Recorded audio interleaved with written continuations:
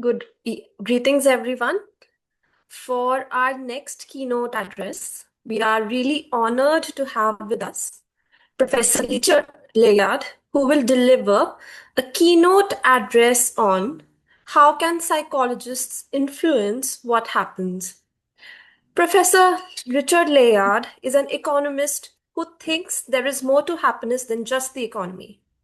In 2005, he wrote the best selling book Happiness Lessons from a New Science, translated into 20 languages. He has had huge influence on making psychological therapy more widely available in Britain's National Health Service. And in 2014, he also co authored Thrive on how we can secure a better deal for mental health. His forthcoming co authored book, Value for Money, argues that public money should be spent on those policies which produce the most well being per pound spent.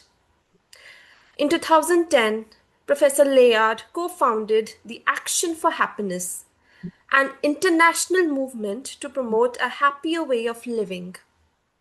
Since 2012, he has also been a co-editor of the World Happiness Report, and he is also a director of the World Wellbeing Movement based at Oxford University's Wellbeing Research Center. Thank you for being here with us today, Professor. It's lovely to be here. I was delighted when I was invited. Can you hear me okay? Yes, sir. Yes, sir. I was delighted when I was invited to give this talk for two reasons. First, I'm a lover of India. I spent a whole year, as long ago as the 1960s, working with the Planning Commission at that time, that rather hopeful time. That was a beautiful experience. I'm also a lover of positive psychology. I've benefited from it myself. I've done a bit to promote it. And particularly, I've introduced mindfulness to 700 members of parliament in Britain and their staff. And that, of course, has origins in India. So it's lovely to be here. I thought I would say something about this in terms of the wellbeing movement, a bit like I just heard the last of the previous speaker.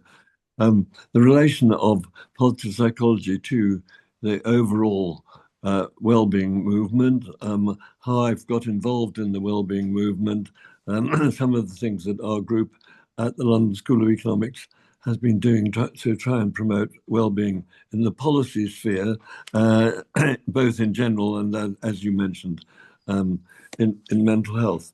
So I first joined the well-being movement on a rather foggy day. I remember it vividly, and I was reading Jeremy Bentham, and I said, yes, of course, this is absolutely right, that what we want is a society where people are enjoying their lives and happy, fulfilled, and that this is the overarching good, and that everything else should be done in the pursuit of that outcome. So that would apply not just to personal behavior and our choices, it would apply also to policy. And of course, that was the great idea of the Enlightenment. So we have Thomas Jefferson saying that the only legitimate objective of government is the life and happiness of the people. I think that's a very striking statement. I always say it to any audience. Can you think of any other reason why we have government and why we have policy? I think it's such a powerful way of thinking. But of course, the issue is how can we actually make policy in that kind of way? I think it wasn't easy. I actually was originally not an economist, but I became an economist because I thought that this was discipline that was meant to be showing what policies and institutions would produce the greatest happiness. Of course, when I became an economist, I was a bit appalled to see what economists thought were the main causes of happiness. And that, fortunately, has now been remedied through the science of well-being. And my heroes are Ed Diener, who started really the systematic study of in particular, life satisfaction, and then Danny Kahneman, who did so much to make it respectable and promote it in the public eye. So I enlisted as a student, with an informal student, with Danny Kahneman, and that's how I got to know about this science. I also learned a great deal, actually, from Marty Seligman, as doubtless many of us here have. John Halliwell has also done a wonderful job, especially as a mastermind of the World Happiness Report.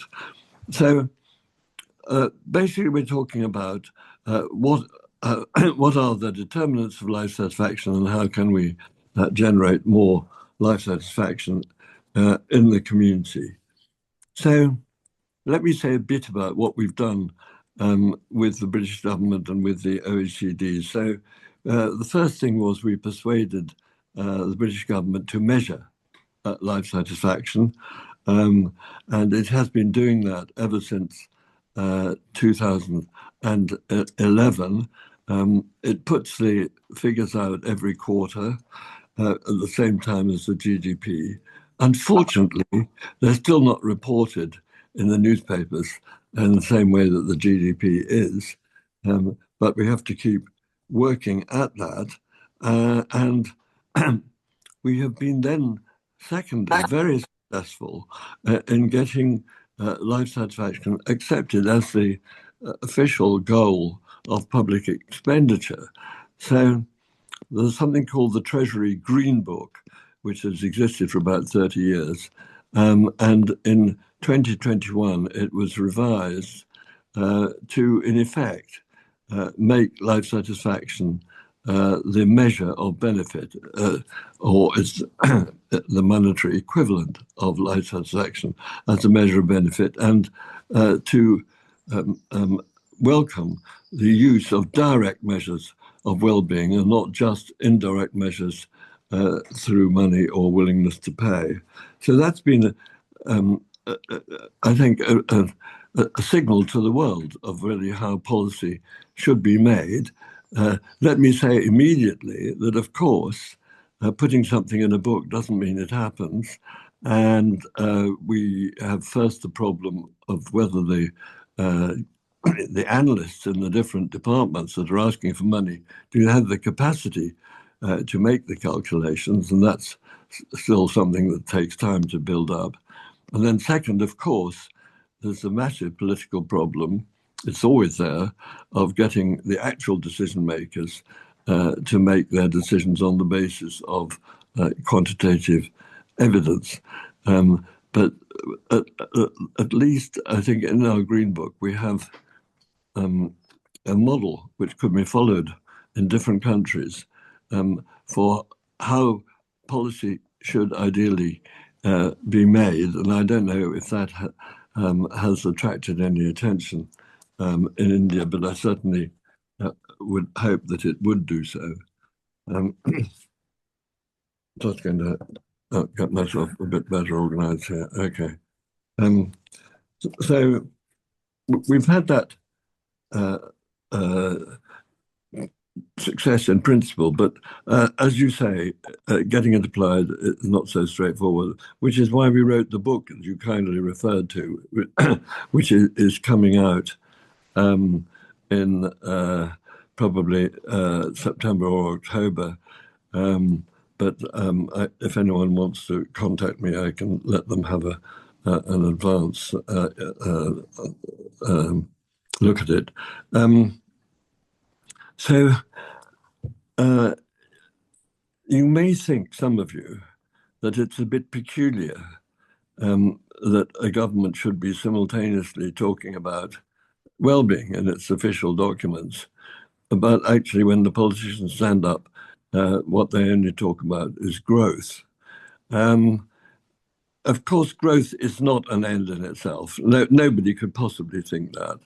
Growth is a means to human satisfaction. But it is, of course, important. So when we came to look at value for money, one of the very important issues is to what extent does this spending this money generate growth, because that is not only useful to households in terms of higher income, but it's also very useful to the government in terms of the saving of money in a rich country, at least, on benefit and poverty relief, and in generating higher taxes. So that if you think that what you're doing when you judge a policy is you're looking at the ratio of benefit to the net cost to the government. The British government is very interested in policies which reduce the net cost to the government because of getting more people into work. And I think that's a perfectly legitimate thing. But of course, it's not the end, it's just a means to the end.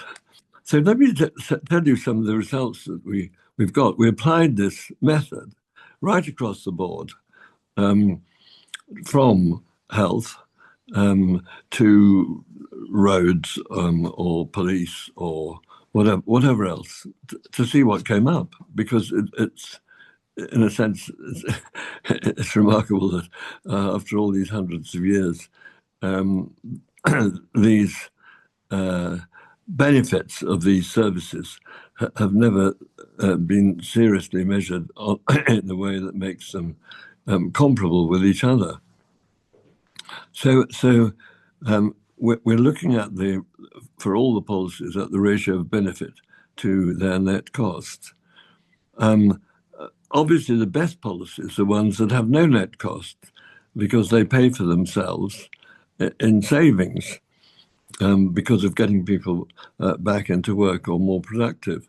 And amongst those policies that we found that had that property of no net cost, the treatment of mental health problems was the most outstanding and obvious policy that we have.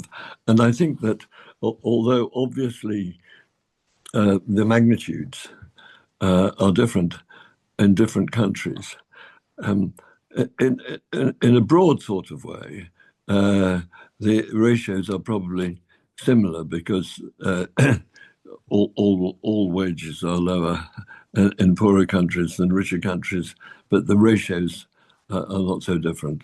So we found that mental health policies, especially, and I'll come to it in some more detail, systematic provision of evidence-based psychological therapy came through as the most cost-effective policies of all, because they don't cost anything. And I'll come back to that. And other policies which are very good, of course, are assisting people to get back into work by other methods, by provision of employment support and so on. Amongst the other policies, we didn't actually know quite what to expect, because this has never been done before. So, to our surprise, for example, the provision of more policemen, came through as being very beneficial, because of the effects of the police in reducing crime and the effects of reduced crime in improving human well-being. What came through as much less beneficial were many physical capital investments in roads and so on. So one of my sort of drums that I beat in the public debate here is You talk about physical infrastructure as being important. And you might have noticed in the press that the British government has made a huge song and dance about that in the last 18 months. But I always say, what about the social infrastructure? Social infrastructure is at least as important in producing well-being as physical infrastructure. And I think that's what probably most of us here stand for. So that's the sort of general approach that we're trying to promote with well-being as the objective. And I think there's a huge future for that.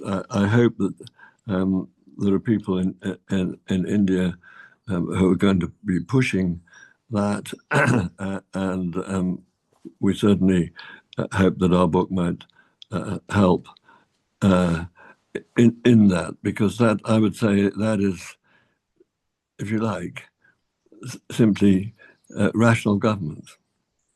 What is rational government is to promote the greatest happiness you can from the available resources. So the way we did that work was the way that Bentham advocated. You simply measure the benefits in units of life satisfaction, and you look at the things that produce the most total life satisfaction, just adding up the benefits, regardless of who they accrue to.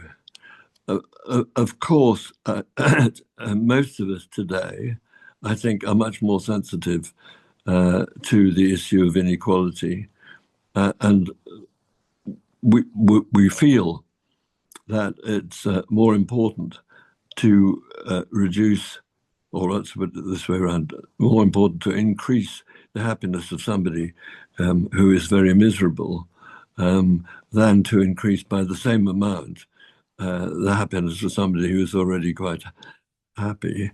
So the question is how to deal with that. And I think there are two important ways to deal with that. One is, if policymakers really feel that, you can ask them what are their weights? How much do they weight an increase of life satisfaction on a scale of 0 to 10 from, say, 2 to 3, as compared with from 8 to 9? I did a survey, actually, of my students first, and then we've done a study of the British population. How much more important do they think it is to raise somebody from 2 to 3 than somebody from 8 to 9? And we got similar answers from the students and from the British population, but something like twice as important. And now this is an ethical issue. This is not a scientific issue, but it's an issue on which it is very important to find out what are the values of the society, because obviously policymakers should be trying to implement the values of the society that they're governing. So that's an issue that some of you might be interested in investigating. What are the opinions of the population on the relative weights to be given to relief of misery and general improvement of happiness?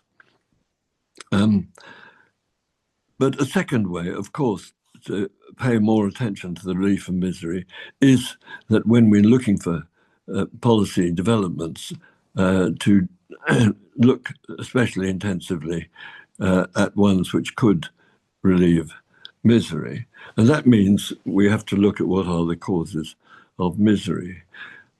So we did a book a few years ago called The Origins of Happiness, in which we looked at huge numbers of data sets.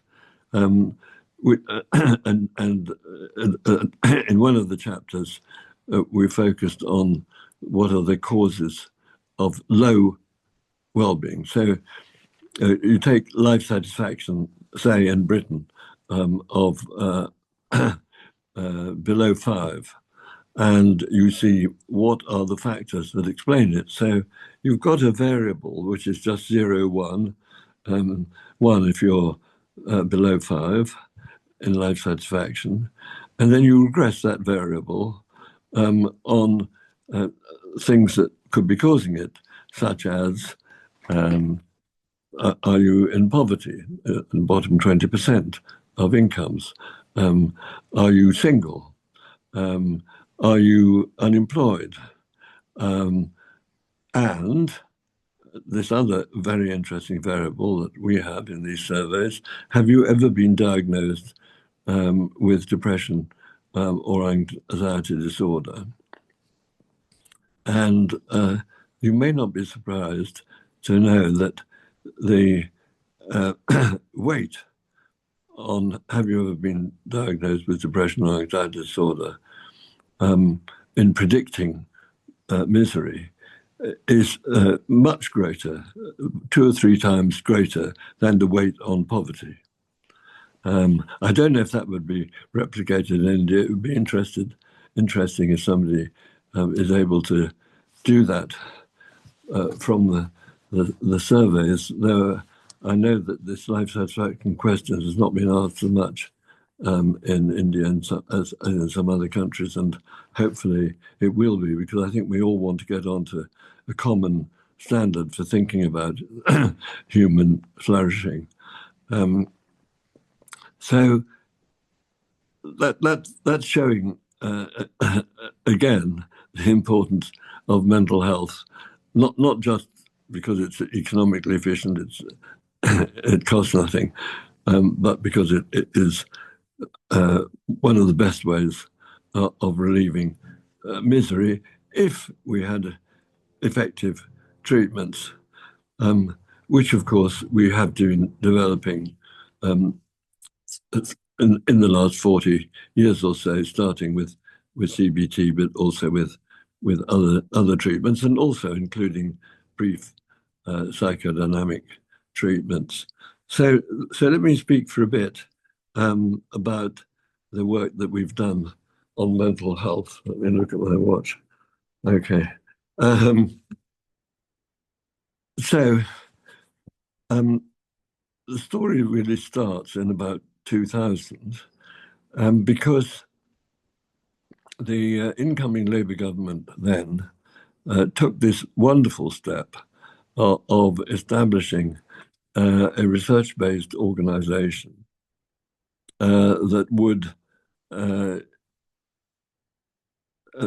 evaluate the evidence on the effectiveness of treatments for different conditions, both physical and mental. And those guidelines they're not exactly mandated by law, but they have a strong weight behind them in terms of the obligation on the local providers to fund them. And in 2000, it was recommended in these guidelines that all mental health problems and the people suffering from them should be offered evidence-based psychological therapy. So what happened as a result of this? Nothing.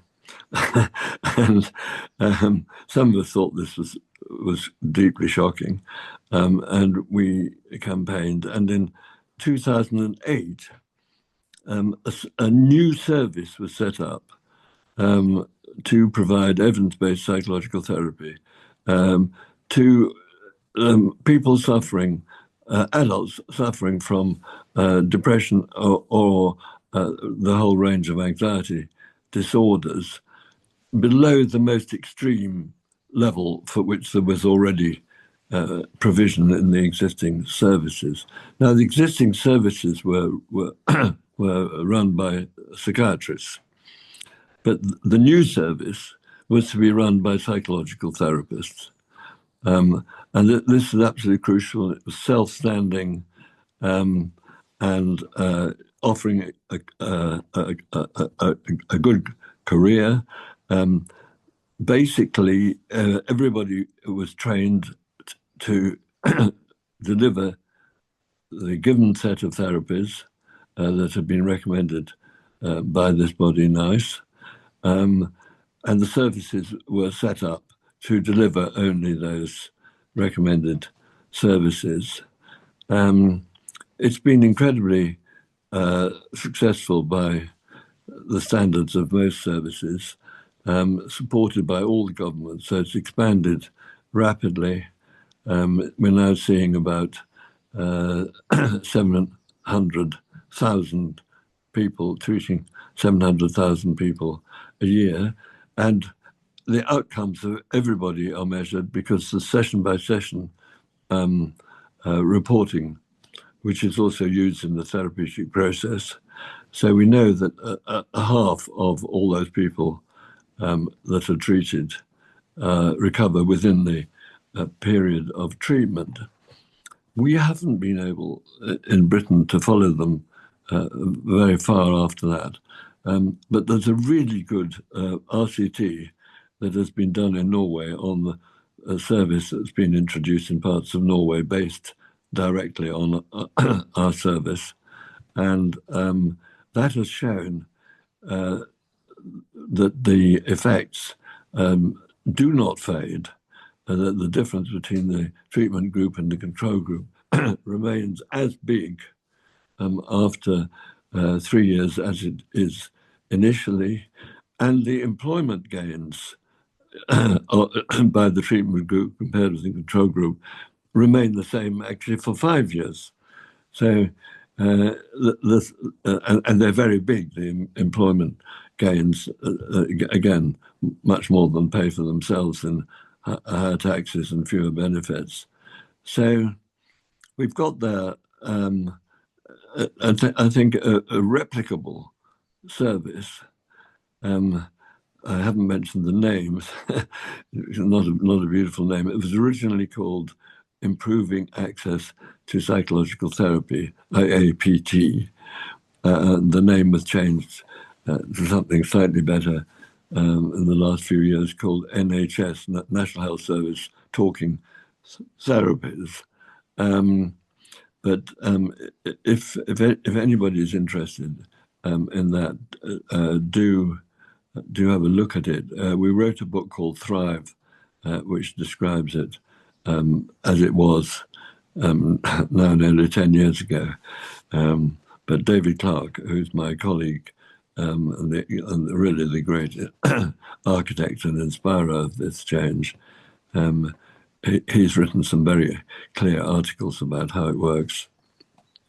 So that's what we were able to do for adults. For children, we managed to get a later government in 2017 to introduce a similar service for children.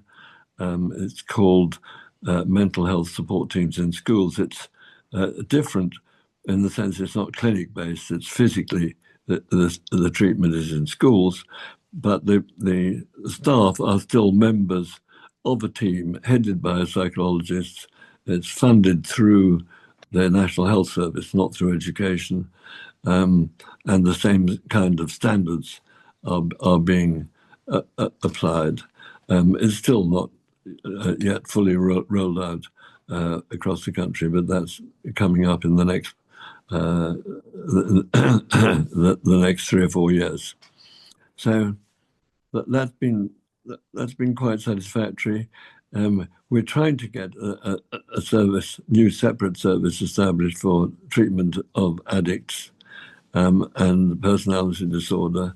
We haven't got the funding for that yet, but of course there's again the same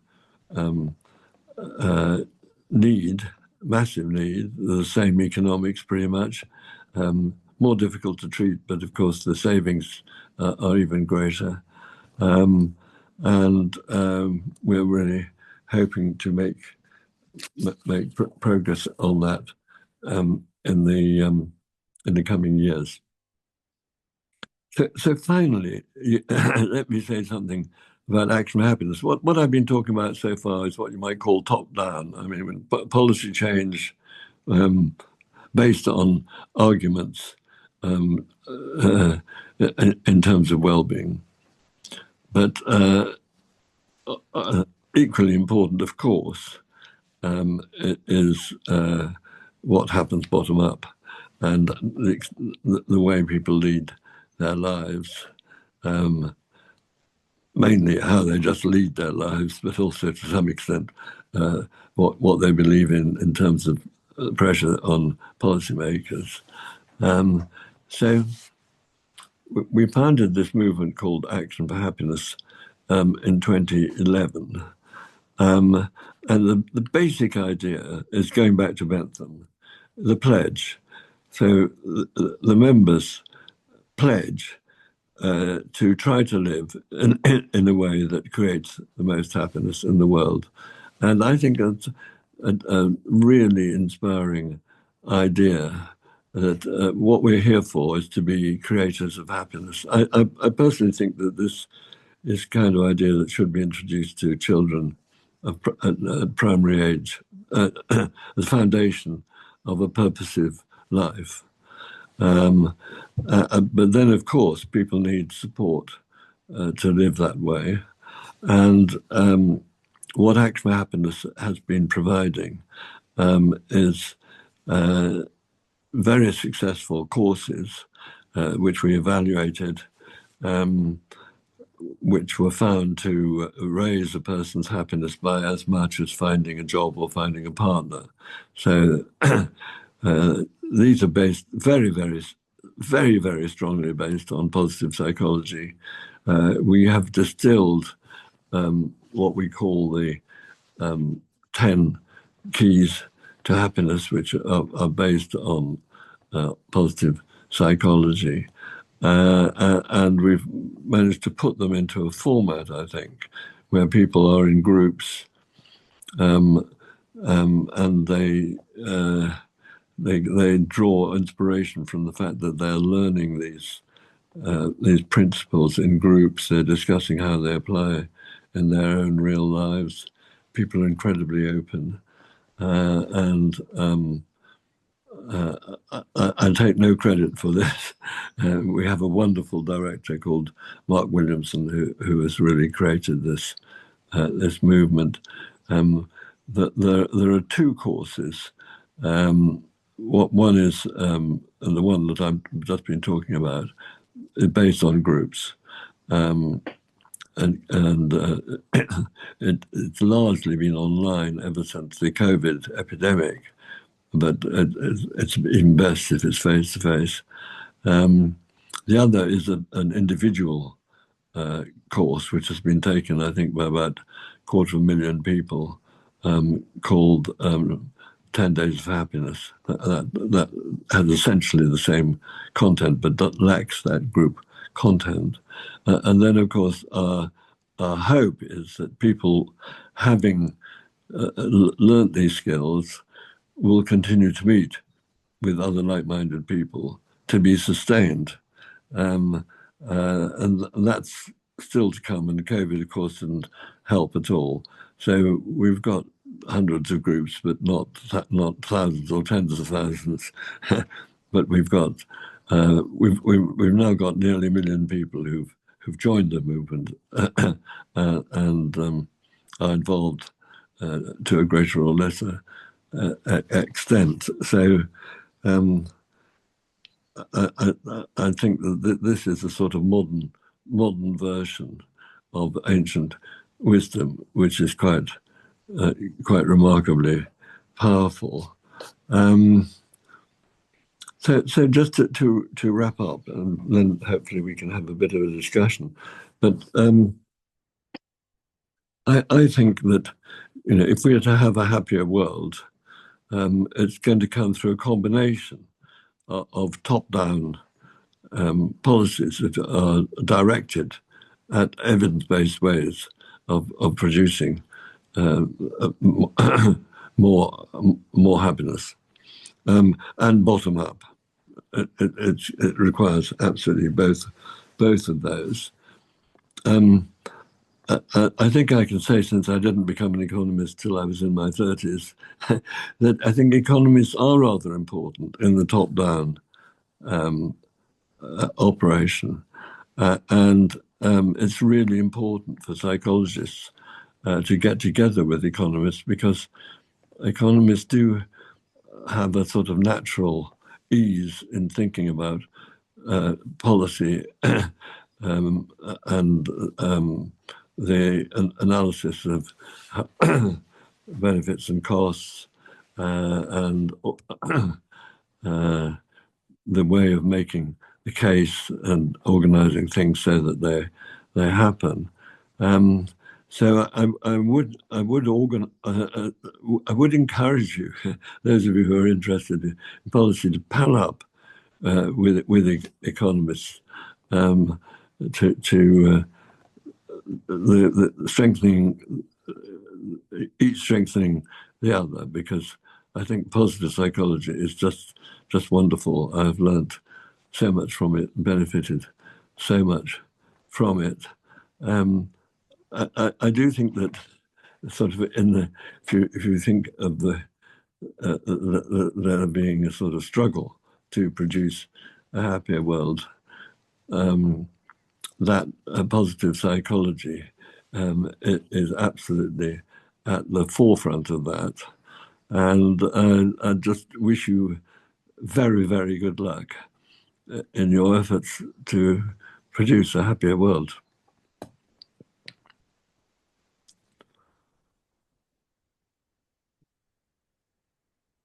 I'm not hearing anything.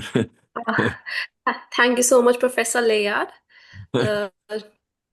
To chair this session, we have with us Dr. Rajneesh Chaubisa.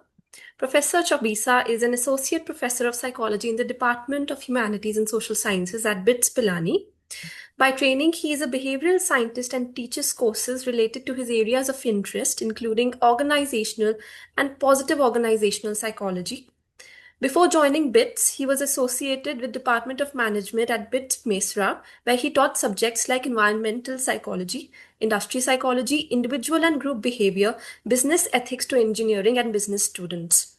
In addition, he had a short stint of working with the Central University of Rajasthan, Kishangarh, Ajmer, where he served and led the Ministry of Youth Affairs and Sports sponsored Department of Sports Psychology. Dr. Chaubisa is an active pursuit of promoting the science of happiness and flourishing. Over to you, sir. Thank you, Purnima. I welcome Professor Richard on behalf of NPPA, and I thank you very much for giving a wonderful speech and sharing your insights with us, sir. What Professor Richard has suggested, and if I have to again summarize what he has said, with his own experience of working with British government, where he has instituted those evidence-based psychotherapy and psychological therapy clinics, he has come up with some wonderful, wonderful ideas, and then he has instituted those ideas because he has done, or he has carried out that cost-benefit analysis, with which he got the idea that, okay, if we work on these category of people, we can make them more happier. So what he has insisted and what he has suggested is that we should focus on misery in policy development whenever we are making policies, and misery should also be a part of the national policies which the governments are creating. But with his own experience with British government, he is suggesting that in India also we should replicate these type of ideas, the ideas of psychological therapy clinics which were instituted in UK.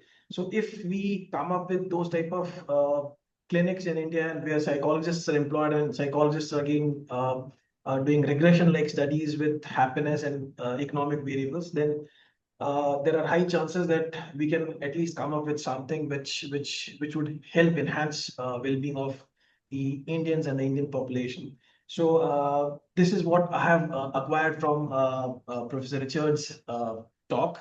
And now I open this floor for discussion. If we have any participant who wants to ask any questions to Professor Richard, please raise your hand so that we can take those questions. And if there are no questions, then you can always put your comments in the chat box, and you can always redirect your queries to us. We will be highly obliged to answer your questions, and we will try to pacify all your queries. Thank you, Professor Richard. Thank you very, very much for your insights. And we hope that we would leverage your expertise in instituting those psychological therapy clinics which you suggested. And we sincerely hope that that idea would work in Indian setting as well. Thank you very much, Professor Richard. Thank you. My pleasure. Good luck.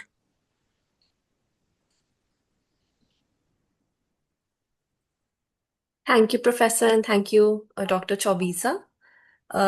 Next up, we will break for lunch shortly. Okay, so we have a question from from Professor Anandita Ghosh. Just a moment. Well, let me take it, Purnima. Yeah. So, Professor Richard, we have a question from one of the panelists, Professor Ghosh, and she's asking whether there is a way or equation should be used to understand that a policy has actually made an impact. So how do you measure the impact of a policy if we have a policy in effect, and if we are implementing a particular policy, like whatever policy you might have implemented in the UK, if we implement that policy, is there an equation, or is there any math, or is there a way through which we can check the impact that the policy has, a positive impact or a greater or a negative impact on the population? So what are your comments on that?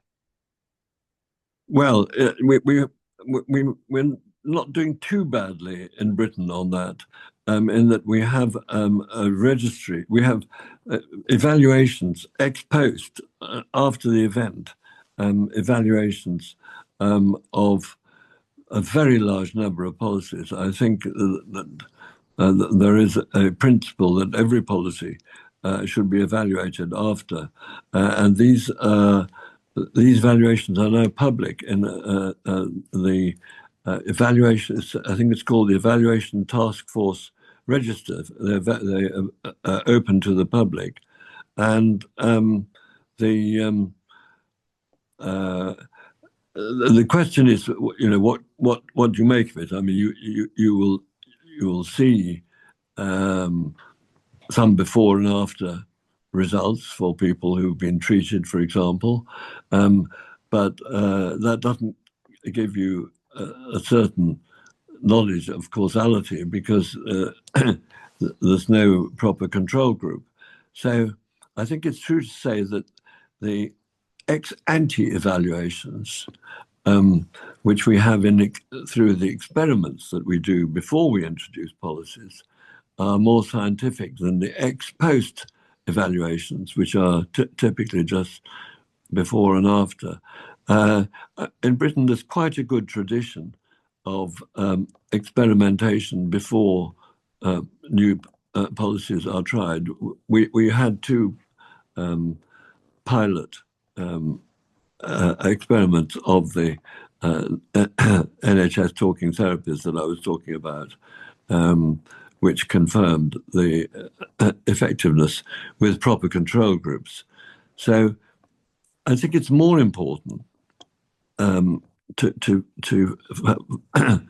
put energy into experiment before policies are introduced than to try and evaluate them afterwards, because of the difficulty of establishing the counterfactual.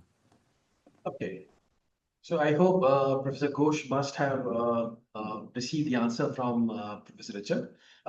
We have one more question, Professor Richard. The question is from Diksha Sharma, and she is asking that when we are supposed to develop that institution which you are suggesting, or which you have suggested, like psychological therapy clinics or whatever. So how do we go about initially in building that sort of institution?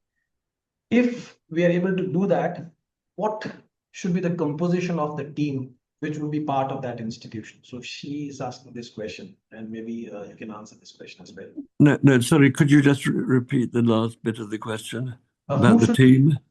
And the team, what should be the composition of the team? I mean, if you are developing or building such an institution like a psychological therapy clinic across the country, so who should be part of the team of that institution? So this is the question. I mean, there are two parts to There are two the parts. operation, aren't there?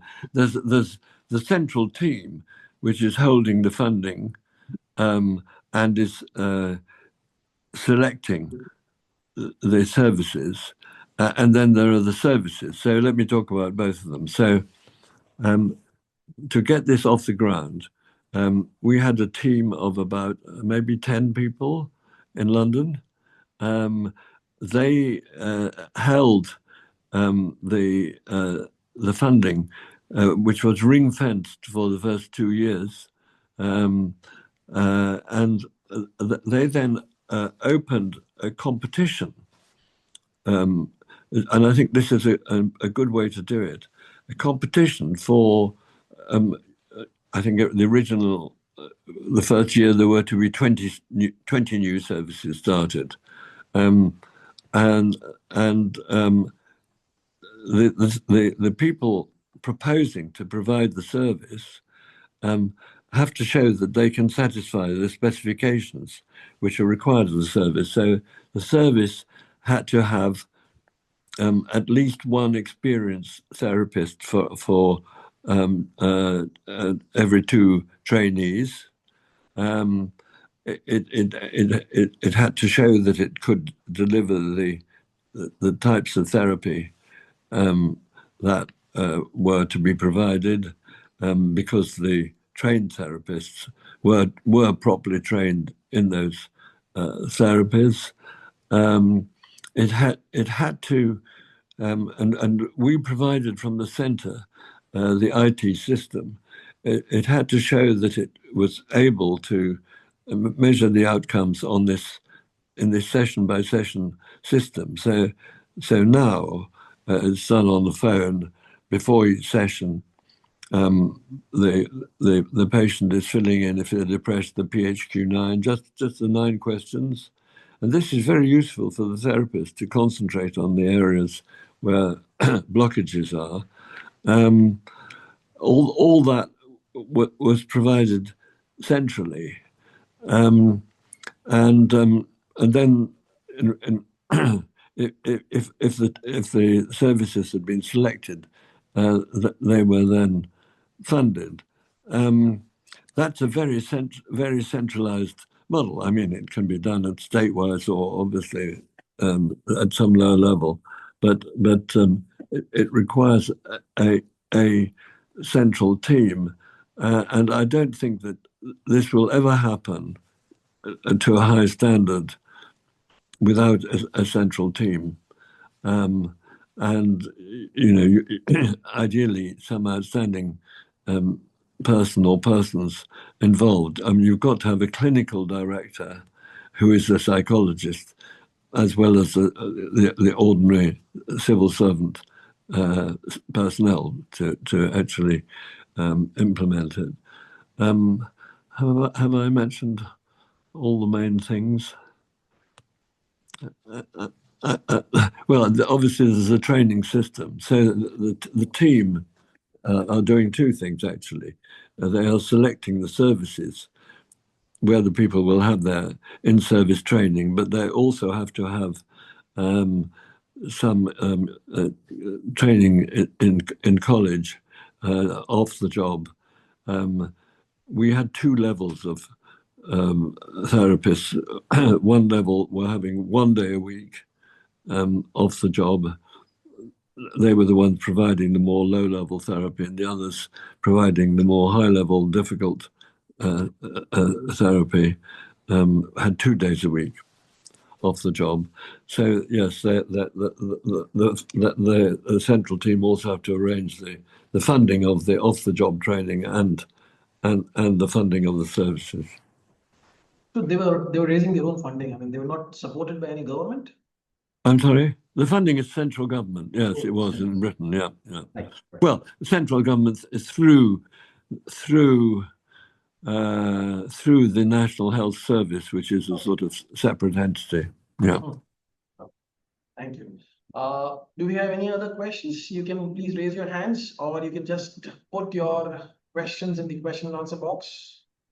Attendees. Yeah, somebody has raised the hand. Let me just check. So we have, okay, Diksha.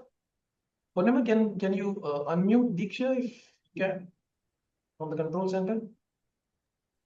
No, sir. The Okay. participants cannot be unmuted. Okay, participants. So Diksha, we have already addressed your question. Do we have any other question from the participants, the attendees? Sure, I hope there are no further questions. So over to you, Purnima, over to you. Thank you, Professor Chair. My pleasure. Good luck. So thank you, Professor Richard and Professor Chaubisa, for this session. Now we will be breaking for lunch and assemble for parallel session 2:30 p.m. onwards. See you everyone then. Thank you.